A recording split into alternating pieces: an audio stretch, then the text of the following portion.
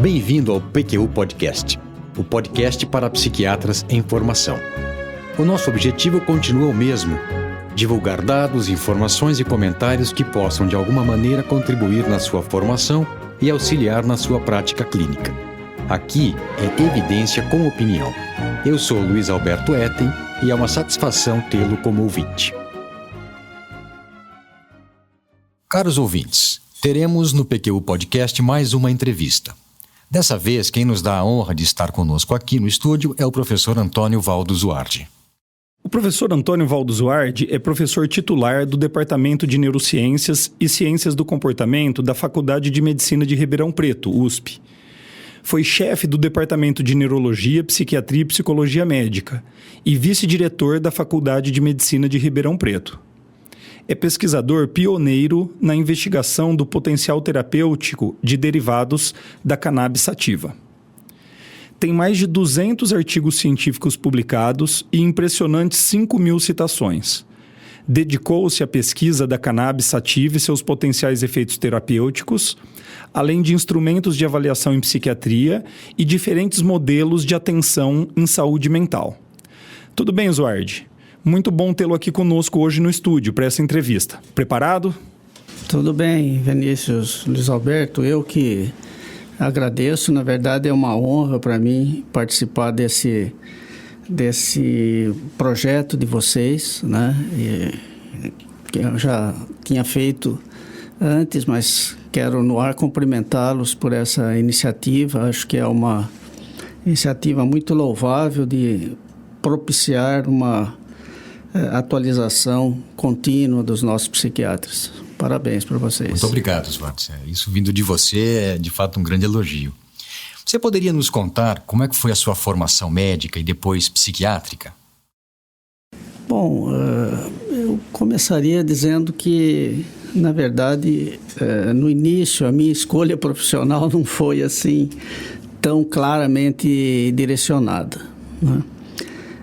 Na década de 60, que foi quando eu fiz o meu segundo grau, né, o colegial, na época, eu tive um excelente professor de biologia, né? E isso me despertou muito o interesse por essa área, né? E na época, as opções profissionais eram bem mais restritas do que são hoje, né? Então, vamos dizer, as principais, assim, era ou medicina, ou engenharia, ou direito. Então, você não tinha uma grande gama, assim, de opções, né? E dado esse meu interesse aí pela biologia e tal, eu acabei... Uma opção natural seria a medicina e foi o que eu optei. Fiz o meu primeiro vestibular e não fui admitido nesse primeiro vestibular. Mas aí, nesse mesmo ano, logo em seguida assim, a esse vestibular, a Faculdade de Medicina aqui de Ribeirão Preto criou um curso de Ciências Biológicas, modalidade médica, né? Era o primeiro vestibular para esse curso, né? E como eu disse, a minha opção não era meio num campo, assim, não era tão específica, falei, bom, vou fazer esse vestibular, fui admitido e foi muito bom porque na época havia um entusiasmo muito grande na Faculdade de Medicina por esse curso, né? Era, assim, o primeiro curso para formar docentes dos cursos básicos do curso médico, né? E então havia muito empenho da faculdade nesse curso, né? E os 2 primeiros anos do curso eram comuns ao curso médico. A gente acompanhava na mesma turma, tinha as mesmas disciplinas e tal. E no terceiro e quarto ano a gente fazia uma opção por uma das áreas do curso básico, né? E a minha opção foi fisiologia, né? E já na época eu optei pela neurofisiologia, né? E trabalhei com a professora Lico, professora que era uma neurofisiologista que lidava bastante com comportamento também, né? E o primeiro trabalho que eu acompanhei a professora Lico foi de estudar o sistema límbico com uma metodologia que havia sido desenvolvida há não muito tempo por um brasileiro, o Leão, né? Era a depressão alastrante de Leão, né? Sim. Essa depressão consistia basicamente na administração de cloreto de potássio em áreas cerebrais. Ela como que apagava essa área, né? Diminuía a atividade dessa área. E nós, então, com a professora Lico, a opção era estudar essa depressão alastrante de Leão na área septal, que é um componente do sistema límbico, e estudar comportamento do animal. Mas logo na primeira injeção, o animal teve uma reação tão violenta, né, que era muito difícil contê-lo na caixa. Ele saía aos pulos, ou eram ratos, né? E corria pela sala. Então, e aí a professora Lico falou, bom, uma reação tão intensa assim, vamos estudar as alterações autonômicas que ele está ocasionando, né? E aí o projeto que era de comportamento passou a ser de analisar as alterações autonômicas, né? Aí esse projeto foi iniciado no curso, né? Mas aí terminou o curso, eu optei por continuar, né, o curso médico, né? Aí a gente voltava para o terceiro ano, tinha as matérias clínicas a partir daí, né? E aí houve uma concomitância do curso médico e eu continuei trabalhando no laboratório com bolsa de iniciação científica, né? Tive uma primeira bolsa com o professor Cuvian, que era o chefe do departamento, o professor catedrático de fisiologia, porque a professora Lico estava no exterior nessa época. E quando ela voltou, tive uma segunda bolsa de iniciação científica com ela. Então, todo o meu curso clínico, né, eu fiz concomitante com essa iniciação científica na fisiologia. Isso foi muito bom, porque o que hoje tem um nome, né, de medicina translacional, etc. Na época a gente fazia sem ter esse nome, mas isso, de certa forma, me acompanhou o resto da carreira, né? Essa concomitância de trabalho básico e clínico. Né? Esse trabalho acabou sendo concluído, né? E havia, assim, uma concomitância, um imbricamento de fibras hipotensoras nessa área, etc., mas foi por aí, né? Mas essa concomitância, então, consolidou em mim o interesse pela pesquisa, que já havia se iniciado no próprio curso de Ciências Biológicas, mas direcionada agora mais para a pesquisa clínica, uma vez que eu estava tendo contato com a clínica, e sempre o meu interesse maior era nessa área da psiquiatria, do comportamento, da neurologia, por aí, né? No meu 6º ano do curso médico, eu tive contato com uma professora do departamento de neuropsiquiatria, né, que era a professora Tereza Pontual de Lemos Metel, que era uma psicóloga que tinha toda a formação no exterior e tal, e trabalhava com análise do comportamento, né? Eu me liguei com a professora Tereza todo o meu 6º ano, né? Na época a gente tinha os 3 últimos meses optativos. Eu fiz o optativo na psicologia com a professora Tereza. Aprendi muito com essa questão da análise objetiva, assim, do comportamento, Mas no final do curso médico, fiquei numa dúvida enorme, porque o meu interesse natural seria a psiquiatria, né? Mas na época o departamento era muito voltado para uma orientação analítica e tal, que não era exatamente o meu interesse, né? Aí, discutindo isso com a professora Tereza, ela falou, olha, não tem muito jeito, você vai ter que fazer no exterior, se quiser, se você quiser nessa área mais clínica, né? Eu falei, bom, mas está no fim está no fim do curso, não vai dar tempo de, né? Ele falou, bom, vou fazer um ano de clínica médica que não é perdido, vai servir para qualquer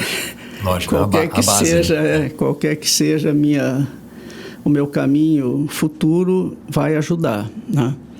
E foi o que eu fiz. Eu comecei a residência em clínica médica, né, em medicina geral.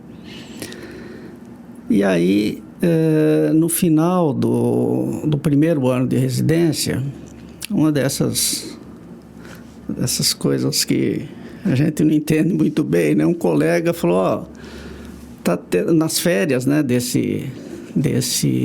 dessa residência, falou, está tendo um congresso em São Paulo sobre psicobiologia e tal, eu vou fazer, você não quer fazer junto e tal? Falou, eu quero, é uma coisa que eu me interesso. Fui, e aí era o primeiro congresso latino-americano de psicobiologia, né, que estava sendo organizado pelo grupo Professor Carlini, lá da Unifesp, e aquilo caiu em mim assim como uma bomba, né, porque me descortinou um campo que eu até então não conhecia, né, essa fala de neurotransmissores e ligação de neurotransmissores com patologias, com comportamento, com isso, com aquilo. E o professor Carlini, ele sempre faz as coisas muito bem feitas, né? Ele trouxe assim as pessoas mais importantes da área na época, né, para esse congresso. E eu fiquei deslumbrado com essas coisas. Falei, bom, é isso exatamente o que eu quero fazer, né? Então eu vou ter que dar um jeito na vida. E aí, terminado o congresso, eu voltei a São Paulo, procurei o professor Carlini e falei, olha, professor, eu me interesso por essa área, queria saber das chances de pós-graduação e tal. Ele falou, bom, o que você está fazendo? Eu falei, estou fazendo residência de medicina geral, mas me interesso por psiquiatria. Tá? Ele falou, bom, então você vai conversar com o professor Carniol, né? Que ele é o psiquiatra aqui do setor e tal, conversa com ele. Você não conhecia o Carniol? Não conhecia. E nem o Carlini você conhecia até então? Nem o Carlini, conheci no congresso, nesse congresso.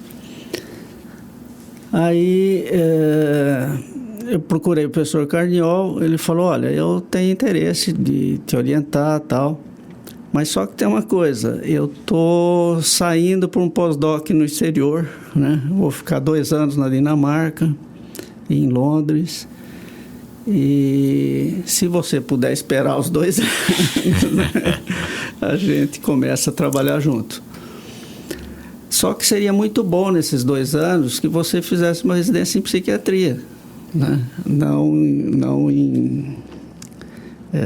Não continuar na clínica médica, mas passar para a psiquiatria.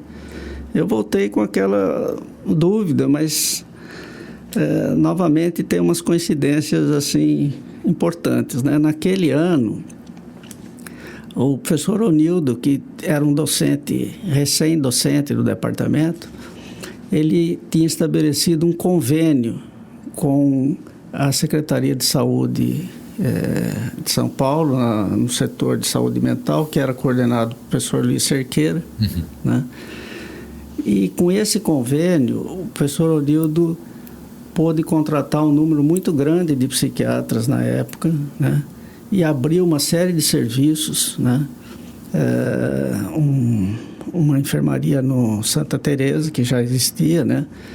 Mas passou a ser controlada pela faculdade, o Hospital Dia, O Hospital Dia também já existia, mas ele incrementou o Hospital Dia. Isso nós estamos em que ano, mais ou menos? Isso foi 73. Os plantões na unidade de emergência, ambulatórios de psiquiatria clínica, abriu uma série de serviços, contratou muita gente, né? Aí eu procurei o professor Onildo, eu falei, professor Onildo, eu faço residência de clínica, mas com essa perspectiva aí, queria ver se tinha chance de mudar para psiquiatria. Ele falou, tem, porque caso desse convênio nós estamos abrindo mais vagas. Puxa! Então aí eu mudei para psiquiatria, fiz o primeiro e segundo ano de residência em psiquiatria. Foi muito bom nessa época, porque com essa contratação do número grande de psiquiatras, um dos psiquiatras foi o professor Colares. Esse era um psiquiatra, né, que fazia toda a sua formação nos Estados Unidos, trabalhava nos Estados Unidos, mas tinha parentes em Ribeirão. Ele tinha um irmão, acho que era docente da pediatria, né? E acho que ele estava interessado em voltar para o Brasil. Com essa oportunidade, ele foi contratado pelo departamento e ele coordenava o ambulatório clínico, de psiquiatria clínica. E aprendi muito com o professor Colares. Infelizmente, ele ficou pouco tempo aqui. Ele ficou uns 2, 3 anos e voltou para os Estados Unidos. Né? Mas, enfim, aí fiz a residência e, terminada a residência, voltei para São Paulo e começamos a pós-graduação. Você, durante a residência, se manteve em contato com o Carniol? Olha, estou fazendo aqui como você sugeriu, ou logo depois? Não foi um contato muito intenso, não. Foi meio que... Estava combinado. Na confiança, assim, né? Ele até levou um certo susto. Depois de 2 anos eu voltei e falou, pô, mas você esperou os 2 anos? Esperei. E aí iniciou lá com ele a pós-graduação em psicobiologia. Isso, aí nós iniciamos a pós-graduação em psicobiologia, né? Também foi um período muito interessante esse na pós-graduação lá da Unifesp, porque o professor Carlini, ele tinha um sonho de montar um setor clínico, de farmacologia clínica, né? Acho que foi nesse contexto, inclusive, que ele mandou o Carniol para o exterior e tal. E ele, na época, ele trouxe para a pós-graduação as pessoas mais importantes da área para dar cursos aqui na pós-graduação, né? Então veio o professor Malcolm Lader, de Londres, que era uma pessoa uma referência na psicofarmacologia, né? O professor Luiz Lemberg, que era do Instituto Nacional de Saúde Mental. Professor Charles Schuster, da Universidade de Chicago, Richard Muster, que era de Vermont. Enfim, havia um clima no departamento voltado para desenvolver um setor clínico, né? E nessas discussões e com esse pessoal de fora, esse interesse ficou muito forte, né? E essa convivência foi muito estimulante e tal, né? Então, foi muito bom esse período aí na pós-graduação, né? Zuardi, e a partir daí, como foi a sua pós-graduação, sua produção e a sua inserção lá no departamento da Unifesp? O departamento, na época, ele era assim, meio que o departamento da Unifesp, né, lá do professor Carlini, o grupo do professor Carlini, era meio que estava na linha de ponta, assim, de pesquisa da cannabis na época, porque o professor Michula, isso era a década de 70, vamos dizer assim, né? Na década anterior, na década de 60, o professor Michula, de Israel, havia identificado os principais canabinoides, né? E aí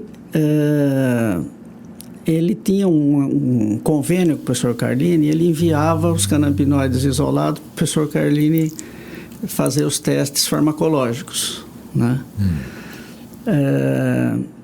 E essa era uma área que, de certa forma, eu tinha algum interesse, né?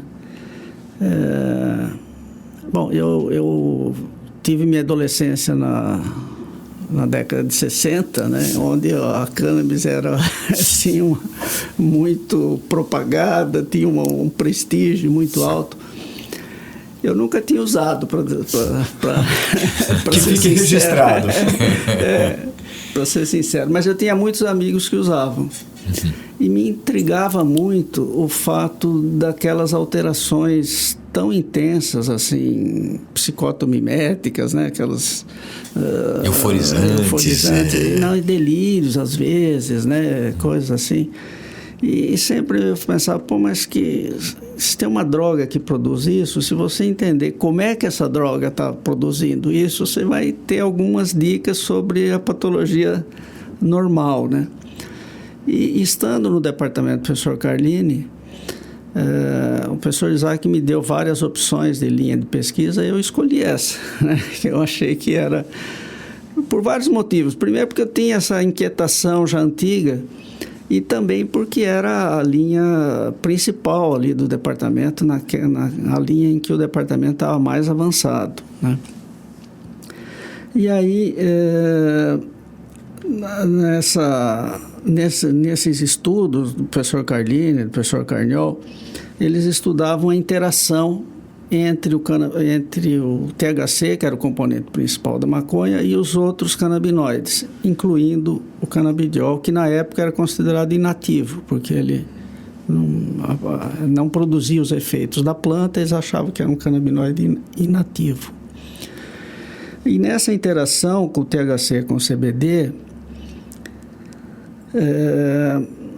os resultados eram meio contraditórios. Alguns ele potenciava, outros ele bloqueava. Então o Carniol falou, vamos estudar isso. Por que tem algumas situações que ele potencia e outras que ele bloqueia, né? E aí, nesses estudos, fazendo vários testes em animais e tal, a gente viu que o predomínio de um ou de outro dependia muito de aspectos do delineamento experimental, né? Então, por exemplo, se as duas drogas fossem administradas juntas, predominava o bloqueio. Se o CBD precedia o THC por um tempo maior, predominava a potenciação, né? Isso era... facilmente a gente compreendeu essa potenciação, porque o canabidiol, na época, se descobriu que ele tinha uma interação farmacocinética, que ele aumentava os níveis do THC, ele prejudicava a metabolização. Então, para que ocorresse o bloqueio, era preciso que eles fossem dados juntos, com uma dose muito maior de canabidiol do que do THC, para que o bloqueio predominasse sobre a potenciação, né? E nessa questão do bloqueio, havia uma certa ideia no departamento, porque o professor Carniol, em 74, ele tinha feito um estudo com voluntários saudáveis, em que ele dava as duas drogas, e ele viu nesse estudo que quando os voluntários tomavam o canabidiol com o THC, eles se sentiam melhor, né? Não definia muito bem como era o melhor, mas se sentia mais relaxados e tal. Então, o Carniol falou, vamos repetir esse estudo, mas agora com escalas padronizadas e tal, para ver se ele tem se ele bloqueia a ansiedade produzida pelo THC. Certo. E aí, então, nós fizemos esse estudo com voluntários saudáveis, em que a gente dava uma dose alta de THC, era 0,5 miligrama por quilo de peso, né? Então, era uma dose alta por via oral, né? E tão alta que, assim, todos os meus voluntários tiveram níveis muito altos de ansiedade, né? E quando eles tomavam o canabidiol junto, isso caía acentuadamente, né? Mas, além desse efeito ansiolítico, nós observamos uma outra coisa nesse estudo, que também todos os voluntários tiveram sintomas psicóticos proeminentes, né? Ideação paranoide, falavam, olha, vocês fizeram esse estudo para detectar os fumantes da escola, vocês estão querendo me prender. Olha. Né? Um deles, terminado o estudo, ficou rodando por São Paulo um tempão, fugindo de possíveis perseguidores. Nossa, então foi sintomas assim muito proeminentes mesmo. E com o quando ele tomava o THC com o canabidiol, isso não acontecia, né? Então, esse estudo levantou a possibilidade de um possível efeito ansiolítico e ou antipsicótico do canabidiol per se, né? Isso abriu uma linha de pesquisa aí enorme, né? Que a gente continua até hoje, está trabalhando nisso, né? E a publicação desse estudo, esse estudo é o meu estudo mais citado até hoje. Olha só. Né? Então foi assim, quer dizer, esse foi o início aí com o canabidiol. Zuardi, agora, como é que você veio parar aqui no departamento de psiquiatria? Né? Na época, a gente até comentou um pouquinho disso, um reduto da psicanálise, do psicodrama, que são teorias aí bastante distintas dessa sua formação que você acabou de nos contar. Tá.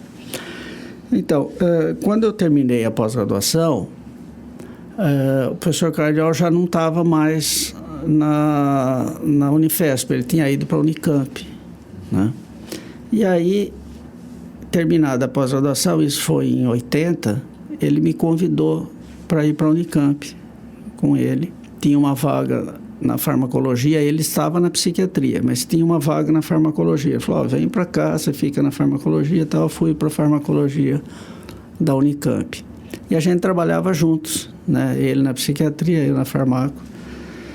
E isso foi em 80 e 81. Né? E em 81, ou final de 80, não sei, eu passando por Ribeirão, que eu vinha com uma certa frequência, tinha muitos amigos aqui e tal, eu encontrei com um colega de turma, o professor Golfeto. Golfeto, sim. E ele me falou, olha, ele estava recém-contratado como docente do departamento. Ele falou, olha, abriu uma vaga aqui na psiquiatria, né? O professor Cerqueira aposentou-se, tem uma vaga na psiquiatria. Bom, isso reacendeu a minha vontade de voltar para Ribeirão, né? Eu estava muito bem em Campinas, era muito bom trabalhar com o Carniol e a gente tinha um ambiente de trabalho muito bom, uma colaboração grande. Mas a vontade de voltar para Ribeirão e voltar para um departamento de psiquiatria foi mais forte. Prevaleceu. Né? Prevaleceu. E aí eles me fizeram o convite, né? E eu vim para cá. Eu acabei fazendo o concurso, já que na época isso era possível. Você vinha por convite e depois prestava o concurso. Entendi. Né? E aí foi como eu vim, né, para cá. E você tinha, era mais ou menos o que você esperava? Você já tinha assim uma ideia de como as coisas eram organizadas aqui? Você teve possibilidade de continuar suas pesquisas? Como é que foi essa entrada no departamento, né? Então, eu conhecia já, como tinha feito a residência aqui, eu já conhecia o departamento, eu sabia que tinha uma linha psicanalítica bastante forte, né? Mas tinha também alguma coisa de psiquiatria clínica, né? Que tinha sido introduzida com esse convênio, né? Com o professor Onildo, com o convênio, os vários serviços. E assim, no departamento eu não tive muita dificuldade. Eu tive alguma dificuldade na contratação, né? Por conta aí do meu passado de atuação política estudantil, né? Que assim, eu fui no auge do regime militar, em 68, quando foi publicado o AI-5, que está comemorando 50 anos agora. Eu era vice-presidente do centro acadêmico, né, do Rocha Lima. Então você já imagina todo o envolvimento, né? E quando estava tramitando a minha contratação, isso foi em final de 81, a gente estava caminhando para o final do regime militar, mas ainda tinha muita resistência de alguns setores aí da faculdade, então eu tive alguma dificuldade de passar essa contratação na congregação, né? Mas acabou passando, tal, e eu vim para o departamento. E no departamento foi muito bom. Agora, como você salientou, né, Luiz Alberto, o departamento tinha, assim, era mais voltado para a psicanálise, mas tinha serviço de psiquiatria clínica, né, tinha vários setores da psiquiatria clínica. Eu dividi com o professor Gerson a coordenação da enfermaria, né, nesse início. E então, para a atuação na formação de residentes, na graduação, estava tudo muito bom, né? Agora, para a pesquisa é que era mais difícil o departamento. Mas, por sorte, vamos dizer, quando ainda estava em Campinas, nós iniciamos um trabalho em colaboração com o professor Greff. Olha só. Né? O professor Greff trabalhou muito com serotonina, acho que trabalha até hoje, né? É a linha principal do professor Greff. Ele tinha interesse de ver na clínica, no modelo clínico, qual que era o efeito da metergolina, que tinha algumas contradições em experimentos animais e tal. Então nós começamos lá em Campinas, né? Um experimento com a metergolina em voluntários saudáveis na simulação do falar em público. Isso. Que na época era o falar em público gravado. É um microfone, era só o microfone. Era só o microfone, né? E então eu já tinha essa colaboração com o professor Greff. Então, vindo para cá, eu continuei essa colaboração com o professor Greff na área de pesquisa, né? Isso foi muito bom, nós continuamos aí nessa área aí. O professor Greff me abriu as portas da pós-graduação, né? Porque o departamento não tinha pós-graduação em psiquiatria. Eu fui credenciado na pós-graduação da Farmaco, né? Tive o meu primeiro orientando, que foi o Francisco Guimarães, né? O professor Francisco Guimarães, que trabalhou também com serotonina, né? A tese do professor Francisco foi com a clomipramina. Exatamente. Né? Também no falar em público, agora já o falar em público com vídeo e tal, filmado. E ele viu esse efeito ansiogênico da clomipramina agudamente, né? O que bate com a experiência clínica, que agudamente pode aumentar a ansiedade, mas depois diminui, tem um efeito ansiolítico. E aí foi muito bom essa colaboração com o professor Greff, ele me abriu as portas aí da investigação. Depois, junto com o professor Greff, nós pudemos criar essa enfermaria de pesquisa em psicofarmacologia clínica, né? E aí continuou essa linha aí. Que coisa, né? Puxa. Estou descobrindo muita coisa que eu não sabia, né? E tem uma coisa nessa história, né, professor Zuardi, que o Greff, quando esteve aqui conversando com a gente no PQ Podcast, contou uma história parecida e que mostra o seguinte: essa visão que hoje a gente chama de translacional na pesquisa e na medicina como um todo, ela está no DNA da Faculdade de Medicina de Ribeirão Preto. Né? Assim, tem algo na história da faculdade que formou esse pensamento. Esse né? pensamento, exatamente. Hoje isso está muito na moda, porque apareceu esse nome novo aí, mas era uma coisa que já vinha sendo feita há bastante tempo. Né? E aí eu queria saber, porque além do que você contou, Zuardi, eu tenho aqui para mim essa impressão de que a sua ascensão a professor titular, em um concurso inclusive que eu assisti, foi um marco no alinhamento do Departamento de Psiquiatria da Faculdade de Medicina Ribeirão Preto com o avanço da psiquiatria como especialidade médica. eu fiquei cá para mim, assim, como eu não tinha tanto conhecimento da história, né? Ficou para mim que a partir dali, desse momento, foi que os rumos de uma certa maneira mudaram com mais consistência.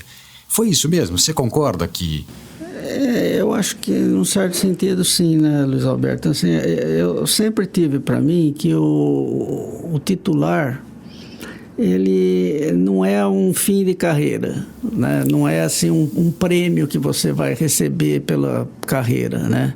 Ao contrário, eu acho que ele é uma oportunidade de você poder contribuir com a parte administrativa, tal, que pela forma como a universidade é organizada, né, essa parte administrativa fica mais para os professores titulares. Então, como eu já havia comentado aqui com vocês, o setor de psiquiatria, ele tinha investido muito na criação de serviços, na manutenção de serviços, né? O que foi extremamente importante para a graduação, para a residência, né? Para o ensino. Isso foi de extrema importância, né? Mas a pós-graduação e a pesquisa, ela estava assim, muito incipiente no departamento, né? A pós-graduação foi iniciada em 91, né? Assim, 4 anos antes do concurso, mas ela estava dando os seus primeiros passos, né, com muita dificuldade, com muitos problemas, tal. Então, isso aí me motivou a fazer o concurso, né? Eu acho que talvez com a posição do professor titular eu teria mais condições de fortalecer essa área que estava iniciando no departamento. Zuardi, não foi tarefa fácil resumir aqui o seu currículo. E enquanto eu fazia isso, eu percebi que entre 77 e 81, você publicou seus 4 primeiros artigos científicos e eles tinham 3 temáticas: cannabis, escalas de avaliação em psiquiatria e modelos de assistência em saúde mental. Esses 3 temas, até hoje, são destaques na sua carreira. Isso significa, no mínimo, perseverança e coerência. Você poderia fazer um balanço dessa sua carreira como pesquisador, Zuardi? Então, Vinícius, acho que você tem razão. Realmente, esses foram os 3 temas mais importantes da minha produção científica, né? A cannabis, como eu já comentei aqui, era meu interesse natural, vamos dizer. Eu acho que, assim, é importante, o pesquisador deve pesquisar aquilo que ele tem mais interesse, livre de qualquer outra injunção, de qualquer outro fator. Esse deve ser o norte principal da sua pesquisa, né? Mas no nosso país, né, com essa dificuldade econômica, social, tal, e o peso que representa manter a pesquisa, os recursos da sociedade para a pesquisa, eu acho que isso aumenta a responsabilidade do pesquisador, né, de usar criteriosamente esses recursos e, quando possível, de alguma forma retornar isso para uns interesses mais próximos, né? Então, as outras 2 linhas de pesquisa eu enquadro nessa outra, nessa outra linha, né? De alguma forma devolver um pouco para a nossa área mais próxima o que você aprendeu de metodologia de pesquisa, etc., né? Então, nessa área tem o desenvolvimento e adaptação de instrumentos para o nosso meio, que eu acho que é uma coisa importante para a pesquisa aqui do país, né? Nesse item, nós validamos alguns instrumentos, tal. Eu tenho um carinho especial por um instrumento que nós, na verdade, desenvolvemos aqui, que é uma escala de enfermagem para avaliação de pacientes psiquiátricos internados, né? É uma escala, assim, bastante simples, baseado na observação direta do comportamento. Aí acho que eu pus um pouco que aprendi lá com a professora Tereza Betel, né? Infelizmente essa escala não é muito usada, mas assim, ela me deu muita satisfação de poder desenvolver esse instrumento, né? E a outra área que é a de avaliação de serviços, que também eu acho que é uma contribuição. Nós fizemos algumas coisas aí. Eu destacaria esse último trabalho nosso, que está parcialmente publicado, ainda não está totalmente publicado, que é um estudo epidemiológico comparando modelos de atenção primária à saúde na saúde voltada para a saúde mental, né? Então, nós comparamos o modelo tradicional, que é a unidade básica de saúde tradicional, como ela lida com os problemas de saúde mental, os programas de saúde da família e os programas de saúde da família com matriciamento, ou seja, com consultoria psiquiátrica, né? Esse trabalho foi tese de um orientando meu, que foi defendida recentemente, foi publicada uma parte, outra parte ainda não, mas acho que eu destacaria esse trabalho nessa linha. Muito legal. E hoje, em que você tem trabalhado mais? Você acabou de dar um exemplo, mas você também continua com a cannabis, continua com... Sim, eu acho que a cannabis ainda continua o meu foco principal, né? Então, eu me aposentei em junho do ano passado, né? Em 2017. E continuei como professor sênior, mas mais na área da pós-graduação e da pesquisa, né? Permita interromper, essa sim é a recompensa, né? Agora sim você está desfrutando da... Exatamente. Então, nessa área de pesquisa, a gente tem trabalhado mais com ensaios clínicos, né? Com o canabidiol. O maior desses ensaios foi iniciado agora o mês passado, né? Que é um estudo grande com crianças e adolescentes com epilepsia resistentes, né? Nós ficamos 4 anos aguardando a autorização da Anvisa para iniciar esse estudo, né? Porque é um estudo que visava o registro da cannabis como medicamento, então precisa ser acompanhado pela Anvisa. Nesses 4 anos, os americanos já fizeram o estudo, já publicaram e já registraram o remédio, mas enfim... Puxa vida, a gente ri para não chorar. Começamos o mês passado a admitir pacientes para esse estudo. Um outro estudo esse é um teste de hipótese, né, com estresse pós-traumático, que a gente tinha algumas evidências em animais que o canabidiol interferia na reconsolidação de memórias aversivas, né? Assim, a memória não é uma coisa estável, né? Ela é estabelecida e em determinadas situações ela vai sendo reconsolidada, né?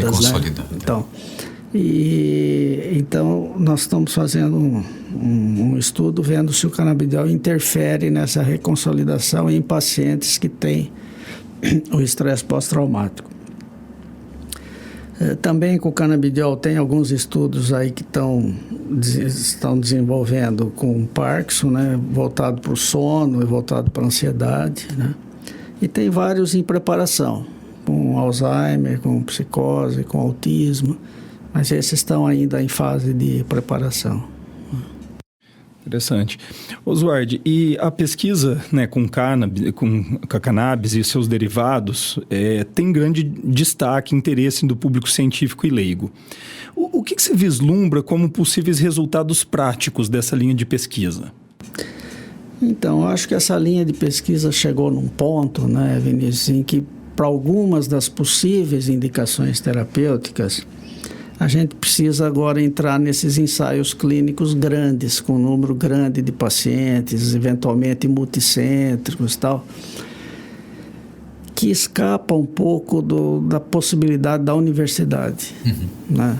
Porque são ensaios muito caros, envolvem muita gente, né? E eu acho que foge um pouco das possibilidades da universidade, né? E nesse ponto, a gente precisa fazer parcerias, né? Então, A primeira parceria que nós fizemos foi um convênio com a Universidade de São Paulo e uma indústria farmacêutica nacional, né, a Prata e Dona Dulce. E com base nesse convênio, nós estamos construindo um centro de pesquisa em canabinoides, né, que tem o objetivo de reunir os pesquisadores em cannabis do campus aqui de Ribeirão, né? E também eles estão patrocinando esse ensaio clínico com epilepsia que eu comentei há pouco, né? Tem também um outro convênio, também da USP, da Prata, e agora envolvendo o BNDES, né? Que é para desenvolver um canabidiol sintético, né? Esse estudo desse convênio já se iniciou, né? Mas nós estamos na fase 1 de experimentos, quer dizer, de avaliar a segurança, evidência pré-clínica do uso desse canabidiol sintético agora para o Parkinson. Né? A droga já foi produzida, mas está na fase 1 de teste de segurança e tal. Entendi. Acho que é isso que nós estamos trabalhando. Ótimo, ótimo. E foi bom você ter contado aí do centro de pesquisas e tudo mais. Mas você tem aí uma ideia ou uma intuição, pelo menos, não sei se é o melhor termo, mas de aonde na medicina essas pesquisas vão desembocar primeiro na prática? Em que patologia, que uso está mais próximo, na tua opinião? Tá, o uso mais próximo que já se estabeleceu é na epilepsia resistente, né? Que isso já em junho desse ano, junho ou julho desse ano, a agência reguladora americana, o FDA, aprovou o uso do canabidiol para síndrome de Dravet e Lennox-Gastaut, que são duas síndromes epiléticas resistentes, né? Então, esse é o foco que já está praticamente consolidado, estabelecido, né? O canabidiol, ao longo do tempo, ele passou assim até eu tenho um artigo com esse nome, né? De uma droga inativa para uma droga de amplo espectro, que serve para tudo, uma panaceia, né? É a medicação que cura tudo, né? E realmente ele está sendo estudado em muitas possíveis indicações terapêuticas. Tem uma certa justificativa para isso, porque o canabidiol é aquilo que em farmacologia a gente chama de droga suja, né? Uma droga que age em muitos mecanismos, em mecanismos diferentes, né? Mas assim, o que tem caminhado mais, o que tem mais evidências, que chegou ao ponto de ensaios clínicos duplos cegos, controlados e tal, além da epilepsia, é o Parkinson e a psicose, né? Então, talvez esses dois sejam o que cheguem antes, né? Cheguem na frente. O que falta para essas duas patologias? São exatamente os ensaios multicêntricos, com um número grande de pacientes e tal. Acho que é nesse ponto que a gente está com os estudos com o canabidiol. Oswald, aí tem uma outra questão. Alguns têm aproveitado a visibilidade das pesquisas com os derivados da cannabis para promover o seu uso, a sua liberação. Nós, clínicos, ficamos um tanto preocupados com isso, pois sabemos dos riscos e malefícios. Como é que você vê essa questão e que cuidados toma a esse respeito na divulgação de resultados, por exemplo? Então, Luiz Alberto, você tem toda a razão, né? Isso realmente está acontecendo, né? E isso é motivo de grande preocupação para a gente também, né? Eu acho que esses dois interesses, né, da cannabis como medicamento e do uso recreativo, a liberação para o uso recreativo, são dois interesses que não devem se misturar. Eles têm caminhos diferentes, né? Um aspecto é o uso que eu chamaria, não da cannabis, mas dos canabinoides, né? Porque o uso da cannabis como medicamento, acho que nós já tivemos essa experiência, né? No final do século XIX, começo do século XX, quer dizer, há mais de 100 anos, né? A cannabis foi comercializada pelos principais laboratórios farmacêuticos da época, né? Para várias indicações, né? Esse uso no início dos anos do século XX, né, ele começou a declinar por vários motivos, mas principalmente pelo fato de que na época não se conhecia os componentes da cannabis e os produtos tinham resultados muito inconsistentes, porque dependia muito da amostra da cannabis. Hoje a gente sabe que depende da relação entre os diferentes canabinoides, né? Então, isso acho que a gente deve aprender com essas lições do passado, né? Quer dizer, para você usar uma substância como medicação, você precisa ter uma substância bem definida e saber as doses que você vai usar dessa substância e tal. Isso não é muito possível com a planta como um todo, que é uma mistura de substâncias, né? Então, eu acho que esse é um aspecto. Agora, o outro aspecto, quer dizer, o uso recreativo, essa é uma decisão que acho que a sociedade tem que tomar, né? E para tomar, ela tem que levar em conta essas preocupações, né? Especialmente em pessoas na fase de desenvolvimento, que hoje a gente sabe que tem uma interferência importante, né? Então, eu acho que são duas coisas diferentes e a gente procura sempre enfatizar a diferença entre esses dois aspectos. Muito bem colocado. Zuardi, e depois de tanta experiência acumulada, uma produção científica que eu já citei aqui, muito grande e acadêmica também, ainda em andamento, de ter convivido com centenas de residentes e pós-graduandos, quais seriam suas recomendações para o jovem psiquiatra para que ele tenha uma boa formação? Então, recomendação é sempre um problema, né? Mas eu diria assim, nesse aspecto, que para o jovem psiquiatra, que ele não considere o final da residência como o final da formação. Ao contrário, como o início da formação, né? Eu acho que a residência ela dá uma base, né? Sobre a qual você vai ter que continuamente renovar os seus conhecimentos, né? Felizmente, nós vivemos numa época em que essa renovação de conhecimentos é muito rápida, né? Isso, por um aspecto, é muito bom, porque você avança no conhecimento, né? Mas é importante que você esteja acompanhando isso, que eu acho que o psiquiatra deve estar acompanhando essa evolução, para que ele não... Senão, rapidamente, ele se desatualiza e... nesse aspecto, acho que o trabalho de vocês ajuda bastante, né? Nessa atualização contínua, né? Isso acho que é muito importante. E, além disso, acho que eu pensaria assim para o psiquiatra que ele faça esse acompanhamento, mas não restrinja os seus interesses apenas na psiquiatria, né? Mas que ele acompanhe e participe das mudanças sociais, culturais, tal, do meio, porque acho que isso o ajuda muito a entender o seu paciente e poder ajudá-lo melhor, né? Perfeito.